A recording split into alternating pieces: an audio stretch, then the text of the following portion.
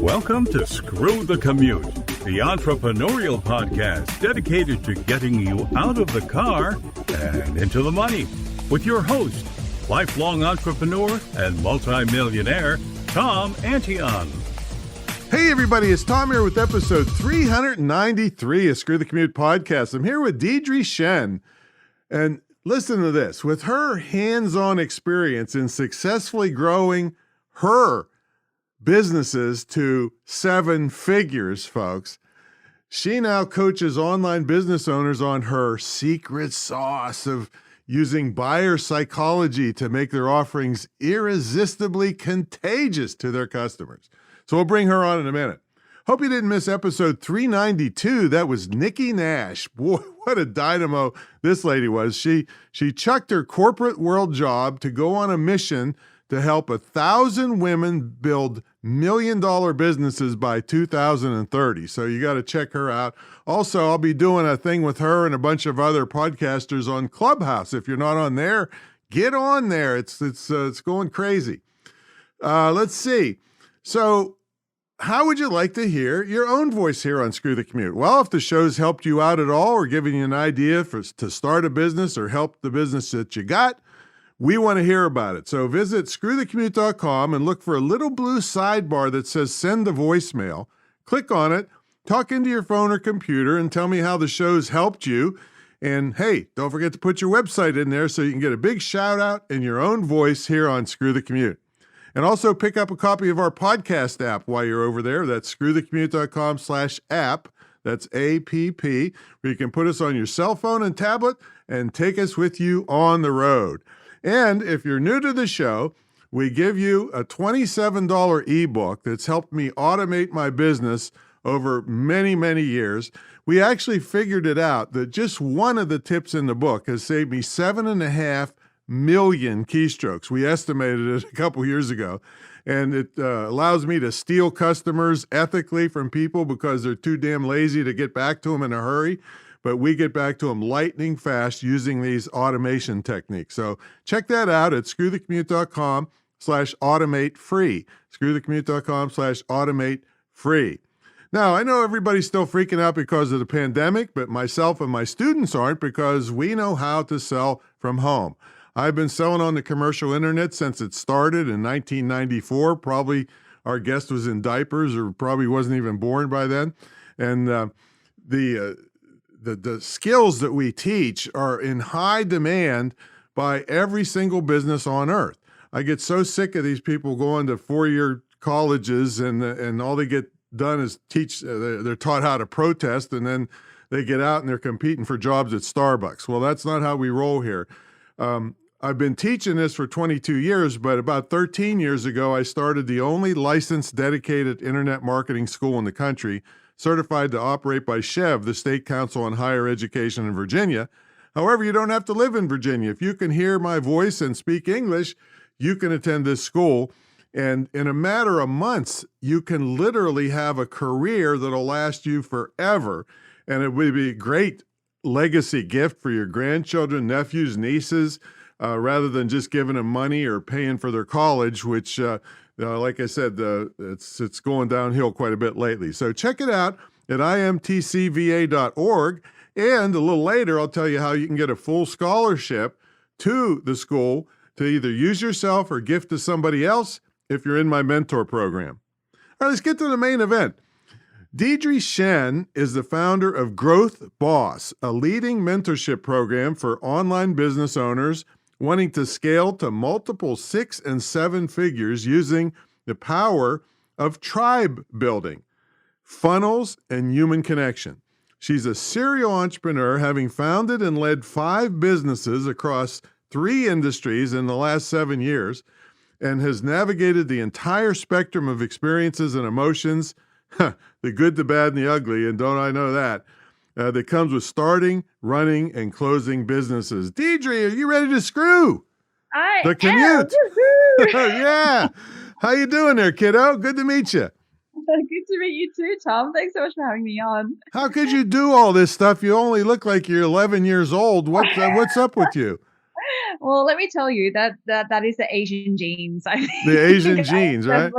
I it's can't even fit in definitely my not that. jeans anymore. So, so you're a dynamo young lady, and but you had your ups and downs. I looked over at your website, and you said, "Man, you've had some failures, but that's the way it works in our business." So tell everybody what you're doing now, and then we'll take you back and see how you got up to this point. Yeah, for sure. So you mentioned, Growth Boss, and as it's our signature program is amazing. We do work with e-commerce businesses to essentially help them grow, as you said, to six figures plus. Whatever their goals are, we will help get them there by basically building out their whole marketing ecosystem. So a core part of our strategy is that try building and that human connection. So many people, and I speak to a lot of e-commerce business owners, they kind of think that, well, I'm an introvert. But I want to run my own business online. So surely it'd be easy to come up with some products, knock up a website, run some ads, and, Wait a minute, wait a minute. I'm Did you say knock up a website? yeah. That means something else in the United States. I see the Aussie accent you got there. Oh, wow. I did We the we same don't thing. really want to knock anything up over here. I don't know if you know what that means or not. Well, I did the same thing where I was talking about, I think I was on a live. I was doing a live in my group, my Facebook group, and I started talking about thongs. I was like, oh, right now it's summer in Australia. Everyone's going to be in their thongs and they're on the beach, and people are like, you know what thongs mean? Yeah, so okay, yeah, knocking up a website. Wow. So okay, so I'm sorry to interrupt you there, but just I had to jump in on that one. That's great. That's All right, great. go I for need it. to know for next time. um, yeah. So and then they realize, then they wonder. So they do all these things, launch, and then they wonder why they're not making any sales. Why is no one buying? And so I'm a huge believer in, especially when you're a small brand, obviously for a big brand, they have the audience, they have, they have the reach, all of that. You don't have to build that human connection. But when you are a small brand, when you're just starting, human connection is a huge part of it. I actually, when I first started, I would call everybody that bought something personally. I Wow. couldn't possibly do it now, but that was the human connection for sure that you're talking about. Now you and I have a diametrically opposite attitude on things, and I want you to convince me, like that Crowder guy who always says, change my mind. Okay.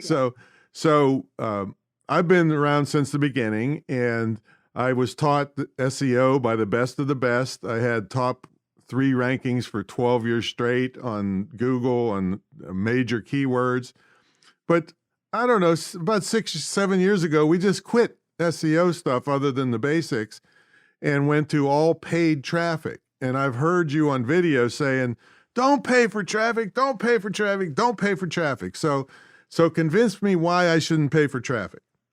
Yeah, so I think the first thing is, like, I believe in paid traffic, but I believe in paid traffic once you've gotten to a certain point, which is that you actually have an audience. So you know who your audience is, their interests, you actually know more about them than if you just started with nothing. Okay. And the reason why I say that is because you will spend, to get leads, and you would know this, Tom, to get leads, you need to either pay, you had to pay for them, right? You either pay with your time or you pay with your money. Right. And when you have no audience, it's totally cool to start with paid traffic, but you need a lot of money to be able to find them. And so when I say don't pay for traffic, I'm really actually talking to those businesses who don't have thousands, to invest in paid ads to begin with. I definitely encourage people who are starting out to find their audience organically first. Find out, because when you found your ideal buyers, you can then invest the money to build lookalikes off them. You can invest the money to build, cold audiences around interests that are common to them. But if you don't know these things about your audience, then you're kind of just shooting in the dark and Okay, hoping. that's fair. Okay, so what are Yeah, some of the that's what I mean. Yeah. Okay, I get that. So what are some of the ways that you teach people, or beginners especially, to find the organic traffic? Yeah. So the big way, which again, it goes back to, you have to either pay with your money or you pay with your time. So in this case, you're paying with your time, is to actually find individuals. So whether that's in other Facebook groups, whether that's using, hashtags on Instagram, wherever they are, wherever they're hanging out, go there and go and actually find them and actually start having conversations with them. So this is that human connection part of it as well. You got to You be know, careful though, because you don't want to get kicked out of a group for being too oh no, of course. salesy. Yeah. Yeah, yeah, no, and that's why I say, I'm not saying, sell to them. I'm saying have conversations with them, Mm-hmm. because that is really how you're going to identify whether, if you have a painkiller, what I call like a painkiller product, which is you're solving a problem, or you have a vitamin product, which is, you're helping people reach an aspiration. You want to find the people who either have that problem or that aspiration, or, worst case scenario, and I've been through this myself actually, is that, yeah, it might be somewhat of a problem, but you know what? It's not that big of a problem that they want to pay for it. And so being able to actually find this stuff out, have these conversations first with people, means that A, you're not spending too much money on ads, as I just, discussed before, but also B, you're not actually spending too much money on whether it's like inventory or whether it's development costs, if you're doing like a sort of a software platform. Like you're not actually investing all that money up front without actually first identifying whether or not Mm-hmm. you'll have any product market fit. So that's kind of, so I highly All right, encourage. that was too easy. You convinced me already. See, I wouldn't mess with you. You're too good at this. Thanks, Sam. So I understand you used to be a banker. Yeah, yeah. Well, now, see, I'd get fired in like 10 seconds. I'd be like, somebody'd come in and I'd say, okay, here's 10 for you and 10 for me. 10 for you. And I'd have a tip jar up on the counter too. What did you do at the bank? So I had a variety of roles, but I basically towards the end of my career, I was in the innovation team. So I was doing innovation, as well as, I mean, finding more ways to screw over your customers? Is that yeah, what that yeah. means? Well, kind of, yeah. How to be more innovative in taking their money. Right.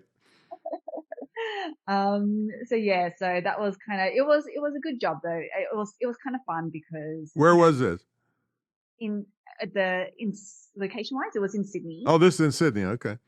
This was in Sydney, yeah, yeah. So I worked for an investment bank, so that makes it almost even worse than normal. It was an investment bank in Sydney. Well, have you been watching this stuff going on with GameStop on I TV? have, Did yeah. you make $1 million, and or are you going to make $1 million and then not talk to me anymore, or what? I'll always talk to you, Tom. But no, that's not how I roll. What was I saying? Well, we're talking about game. I was just asking if you watched the GameStop thing with the little guys trying to bury the big guys, and then the Robin Hood software just quit, and then everybody's saying that's criminal. Don't do that. So yeah, it's crazy market there now. Yeah, it's just, I mean, this is kind of, I guess, a sidebar, but it's like, it kind of feels like no one can do any right. Like, because I don't know if you remember the story about that someone committing suicide over their Robinhood account. Yeah. And so I think, it's kind of like reacting to that. They've gone down this path, and then people still aren't happy. It's tough, right? It's tough because, you can't please everyone. So it's almost like whatever you do, you're always going to be Mm-hmm. really annoying. Yeah, it's if there are laws, I guess you have to stay within. Was this banking career right before you went entrepreneur, or what? Just Yeah, along the way? yeah, yeah, definitely was. All right, It let's was. take you back further. Were you entrepreneurial as a little kid? Oh my gosh. Okay, let me tell you my my story growing up. Like, just to set the context. You Because were I think born in Malaysia, right? I I was born in Malaysia, yeah, but moved over to Australia when I was pretty much a baby. Okay. It was, the classic first migrant Asian story of my parents wanted to give us, better opportunity, a Mm-hmm. better life, better education, all of that. So, at a very young age, I think I was like 7, my parents started putting me into tutoring. So I got tutoring since I was like 7. Mm-hmm.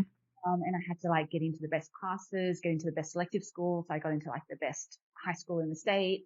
And my parents, well, I should say my dad more so, really wanted me to become a doctor. It was, again, we must have a doctor in the family. And, I was kind of on that path because I didn't really know, what exactly I wanted to do. And it's kind of unfortunate actually, and I know that you mentioned, that why spend all this money and give up 4 years of your life on a formal education? And I kind of like, at the time, I probably wouldn't have agreed with you only because I was so like, this is, this is the opportunity, right? Like, you go, you get a formal education and that's what's going to open doors for you. But now, obviously with, with all of the years of wisdom that I now have, it's so not the case because it is almost impossible at 17 or 18 years, however young really you are at that point to know what you want to do for the rest of your Yeah, life. and some of it hasn't been invented yet. Yeah, exactly, exactly. So I think back and I'm like, I cannot believe that, you have to make that kind of decision at that point, to your point, not even knowing, like, yeah, anyway. So that's, so I was on the path to like, potentially become a doctor. But then I hit year 12 and I was like, this is crazy because the one prerequisite that you have to, go into medicine is to do chemistry, Mm-hmm. which I did do, which I was studying, but I hated it. Right. I hate, I did too, hated yeah. science. Yeah. And I'm like, why am I doing this to myself? And so then I was like thinking about what is it I actually enjoy doing. And I always love reading, books like Jeffrey Archibald's and stuff like that, where it's the context is all around business. The context is around like takeovers and things like that. Like it's fiction, but I found that stuff really fascinating. But when you were going through this, was the thought of your dad being disappointed hanging over you?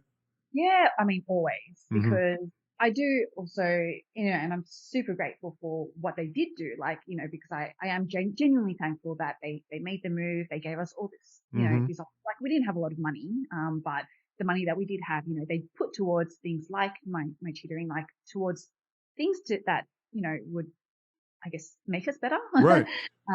So, it's one of those catch-22s where I'm like, you feel that burden and that expectation and almost the guilt of it. Mm-hmm. But then on the other hand, it's like, but I am also my own person. I can't be, living my life for them. So yeah, so it was a little bit of struggle, but we got to a compromise. And the compromise was that I would do law instead. Oh boy. Well, that's a lot of fun. Yeah. Yeah. Yeah. But like at the time it was like, I think, to do a law degree, it has to be a double degree. So I was like, I actually really wanted to do a business degree or like a commerce degree. Mm-hmm. So I just ended up doing that with law. So Did that you was, become a lawyer? I did not because of the same thing. I was like, I realized very quickly that I did not want to, that I did not enjoy anything that I was learning. I could just see your dad talking to your mother. Oh, we had a chance at a doctor. We I had a know. chance at a lawyer. Now what do we get? We get Oh, this. we just wait until I get to the part where I start the business because you're gonna love the full circle. Not really full circle, but anyway. Studied law. I did finish it, but I didn't go into law because I think, yeah, as I said, I realized early on that I did not want to do that. But I did go into banking instead. And yeah, and why did I go into banking? I think because I I had actually interned at like a management consulting place, and I was like, given the culture and the hours and all of that, I was like, oh, not for me. Um, Banking in Australia is it's interesting because the the funnily enough, the culture is a little bit more relaxed. And maybe because it's not like super, super, yeah, anyway.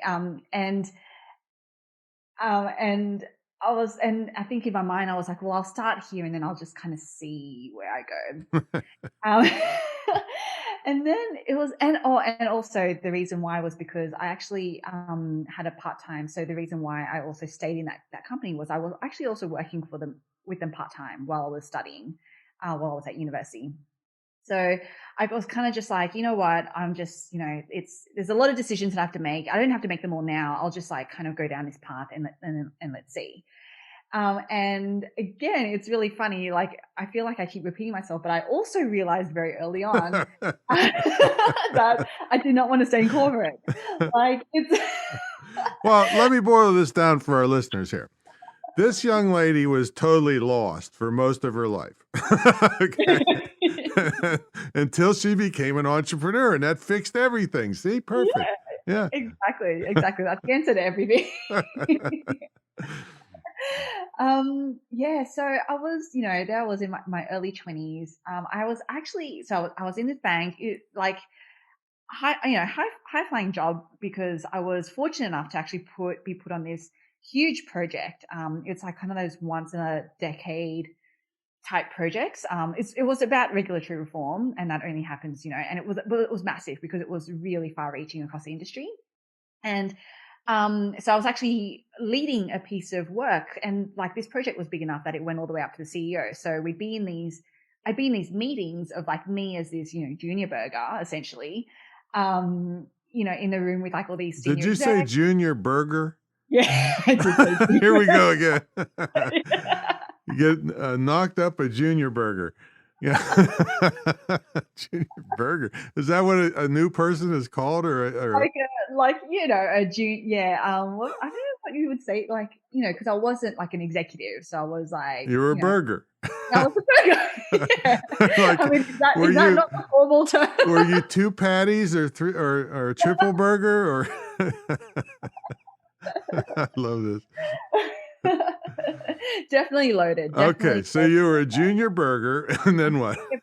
Yeah, and I think again, as I said, I was fortunate at the time because I was put on this big project, and it gave me visibility to all these super senior people. But what that also exposed me to was like all of and it's going to be no surprise to anyone, but all the politics, all the back channeling that happens, like all of that, and even at that point, I was like, oh, I just cannot become this person. I just, to climb the corporate ladder, this is what you almost have to do.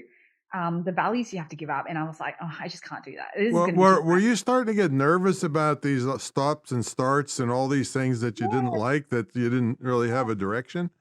Yeah, because I think all my life, as you can probably tell from the context, like I've had a direction. It might not have necessarily been mine, but I had a direction. I had and I'd grown up being very disciplined. You can probably tell, during I did my piano lessons. I hated piano, by the way, but I did them because I had to, and I was disciplined enough to be like, okay, I'm the type of person who likes to kind of finish what they start. Yeah, I know. Yeah. Yeah. And so it was really like, I was just at loose, like I still worked and I still put in because that's just in my nature, but I was kind of at loose ends, because I don't know what am I going to do? What's my next step going to be?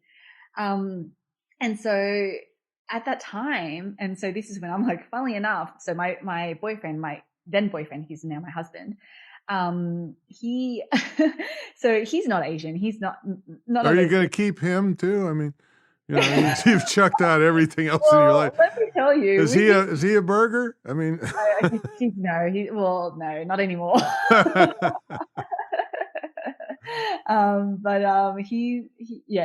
He's talk about, the one thing that I kept around. So we got together. We've been together for almost 20 years. Wow. Like, at the end of this year. Yeah.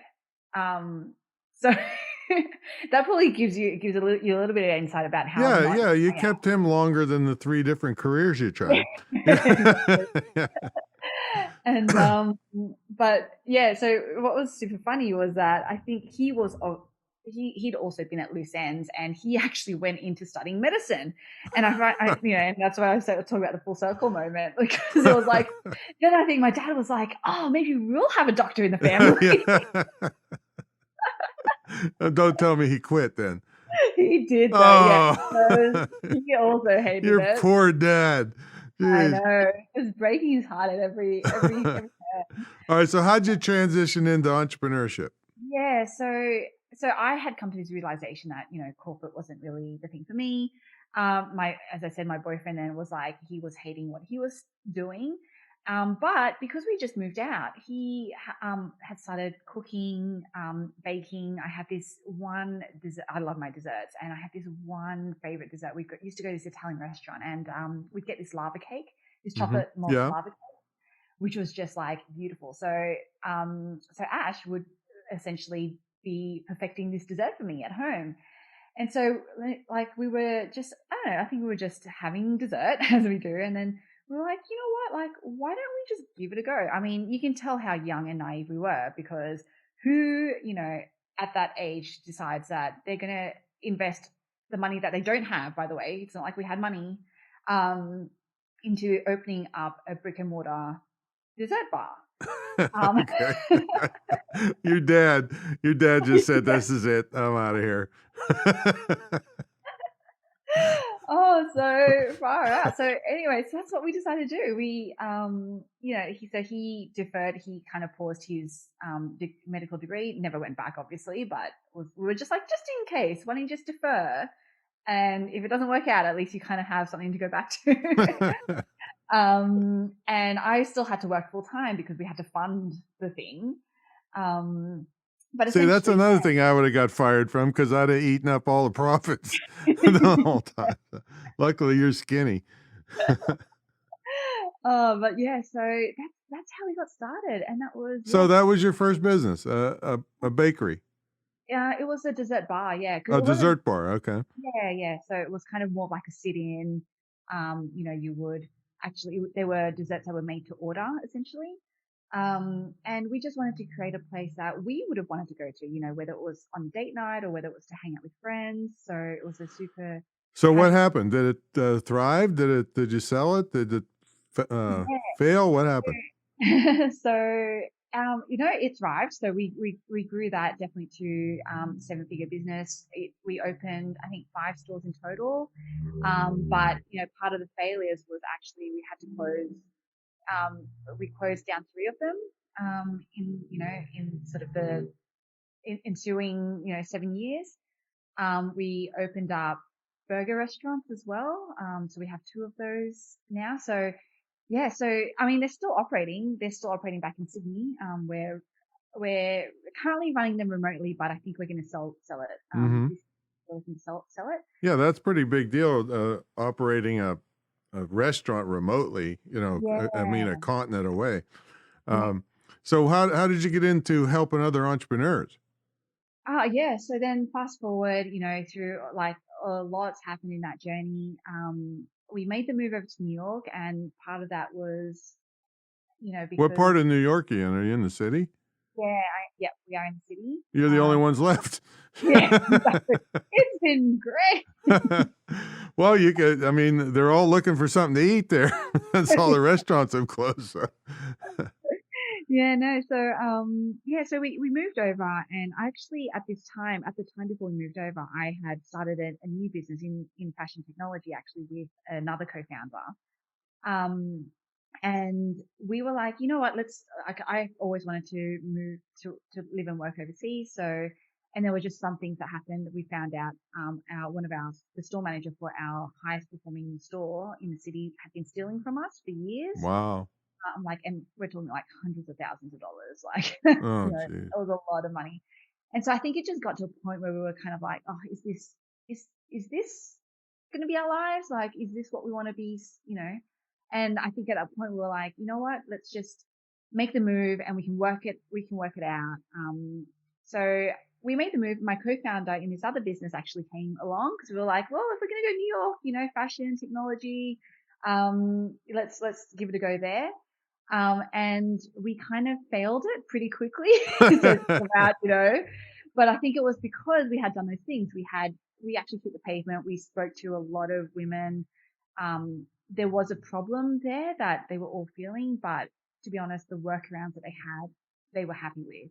So it wasn't going to be worth our time or money, getting anything developed in that space. See, I'm still stuck on the guy stealing the money. I would have eaten so many lava cakes to get over that, to make myself feel better. Yeah. Well, there was some of that for sure. And, with some with stronger, let's call it like alcohol, definitely Yeah, alcohol, yeah. remedies. Yeah, liqueur. So, okay, so then you started helping. How did you start helping other people? Yeah, so then we actually, from that point, we actually ran into someone who I didn't know had moved to New York either, but she was transitioning her retail business online, and she kind of knew our background and what we could do, and so she got us to run her digital marketing for her, which we did, and we also got a whole bunch of other boutiques and brands on board. So we had it done for you, basically an agency, but it was not scalable. It was not something that we loved being in the weeds and doing, to be honest. And to be really frank, like we actually wanted to help, because I remember even from my own entrepreneurship journey, the early days of having, the chocolate, our dessert bar. I remember how lonely it was when I just could not figure out a way out of how to actually grow this thing, how to actually get people into this, like, we were bleeding from, at the beginning. And I just remember that feeling of being so lonely in that time because I just didn't know. And so when we were doing, we were operating, like doing the digital marketing, we were working with these brands who were kind of more in that middle market. And, they were kind of looking to scale. And I was like, oh, my heart's just not in this, because I think there are other people out there who actually need our help more. And so that's how we kind of were like, you know what, I think we can make what we know more scalable by essentially turning it into a coaching program, by bringing together all of our knowledge, the strategy, everything that we essentially do, but let's actually help others with that. So that's kind of how Growth Boss came about. Well, but the most important thing I think that you've ever done is you became a cat lady. Yes. Because I'm an animal nut myself. Rescued all kinds of dogs. I have a protection dog company on the side.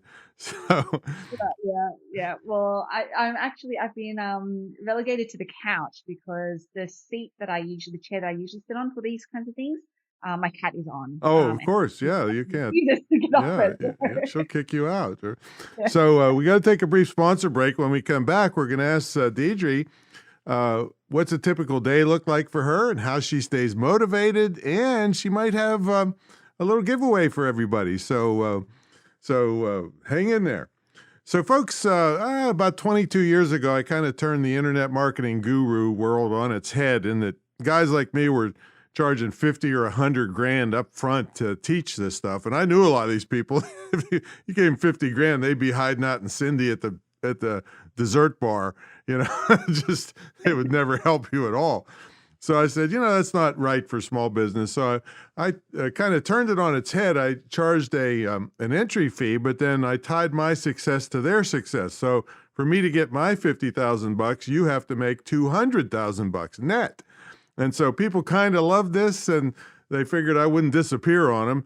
And 1,700 plus students later, in 22 years, it's still going strong. And it's the longest running, most successful, most unique mentor program of its kind.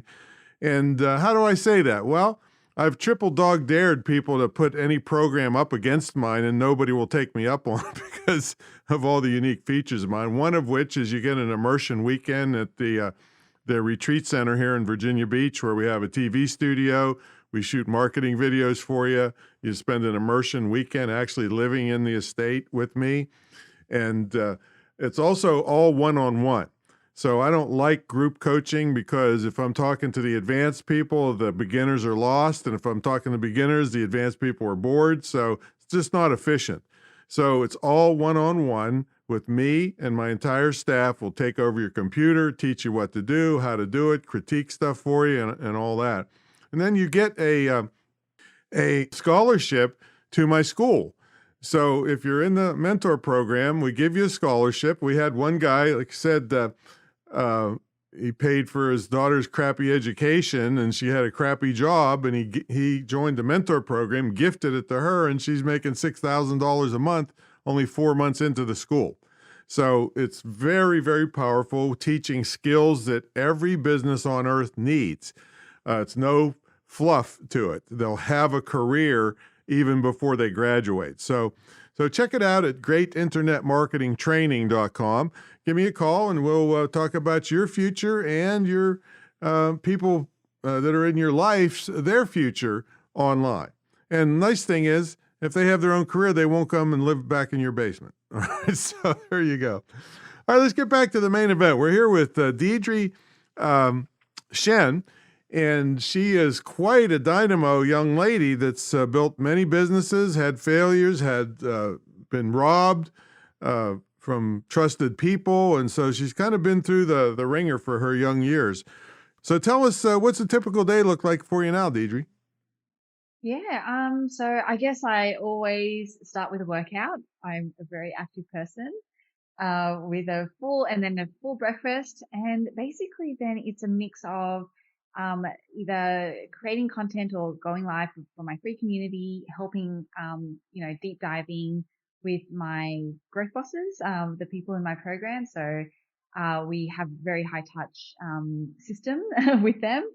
And hanging out with my cat, as you know. And then sort of date night with the husband. So And you're in the city though still, right? I am, You're yes. hanging in there. So it's like a ghost town, isn't it, compared to what it was? Oh, definitely. Yeah. Like we go to Times Square, just to visit, and it's like, it is chalk and cheese what it used to be like, where you could not move. There was no such thing as personal space. Mm-hmm. Now it's like I could do backflips. Yeah, amazing. It's crazy. You seeing anything coming back, or were you in any of the danger areas where all the rioting and stuff was? No, none of the riots. We definitely saw the protesters coming down, the street, stuff like that. But no, I wasn't near any. No, we're getting on the news that there's homeless people and needles, and more than usual everywhere. Is that true? Not true, or just different part of town, or what? It's probably a different part of town. Yeah. I'm, fortunately not super exposed to seeing all of that. But yeah, I'm also hearing, I'm also hearing the news on all of that. And you have to wear 12 masks now. Did you hear that? The 12 mask does help with the blustering cold wind. Yeah, there you go. So what's your how do you stay motivated to do all the things you do? Yeah, I think it's tactically, or like I should say physically. That's why I think I work out. It's like that's a great stress relief for me. Mm-hmm. But I think more so it's like, I think, and we all have to have this, right, as entrepreneurs, is the why behind what we're doing. And that's why I even say our program isn't, if you want to be part of this, it's not for people who are in it for a quick buck, because, entrepreneurship is hard. And you're kidding. I didn't know that. That was everybody got rich overnight. Right? Like that's and a big part of that resiliency is to know why you're even doing it in the first place. What is that thing that's bigger than you, to keep you going? So yeah, I think that's definitely what keeps me motivated. I think pretty soon you'll go back to being a doctor. I can kind of hear it in your voice. You really like to take care of people mentally, and now you got to do it physically. So all right. So didn't you have something to give to folks? I do. And yes. then you have a membership program or something too? Yeah, well, I actually have a free 3-day challenge that any e-commerce business owners are free to sign up for. It's really about how to take your audience from cold to converted. So how to find them and then how to convert them. Definitely, I'd love for anyone to join. It's at www.thegrowthboss.com/challenge. Slow down. I didn't catch your accent there. Sorry. Tell them what it is, and we'll have it in the show notes too. Yeah. So www.thegrowthboss, growthboss.com. thegrowthboss.com. Growthboss.com/challenge. Okay. And now I've been doing a health challenge. I do a don't eat sugar, but it's not a 3-day, it's a 3-minute. So Well, I'm surprised. I would think I would do a 3-second one. 3-second, yeah.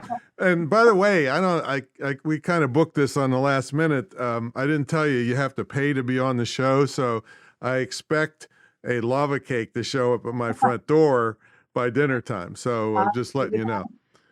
Yeah.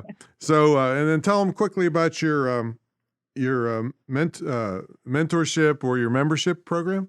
Yeah, it's a 12-month program, and essentially it's 12 months because we help you build out your full marketing ecosystem.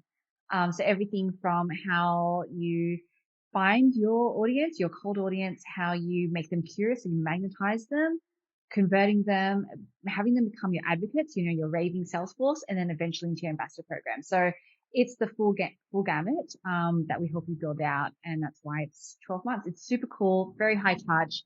It is group, but it's a hybrid, actually, I would call it, because we deep dive specifically into your business with you, but just in a group setting, so a group coaching call. But when you're on, we speak only to you and about your business. So it's a super cool program. And they'll get to that through the challenge. They'll end up seeing that too. Yeah, they can find out more about it through the challenge for sure. All right. Well, it's been a blast talking to somebody that was lost for most of her life, that I can tell. Still lost. Her dad has no hair left, and and he wonders what hit him. But thanks so much. It was a lot of fun talking to you, and you're really doing big things, that's for sure. And I'm so glad we met you. Thank you so much, Tom. All right, everybody. We'll catch up.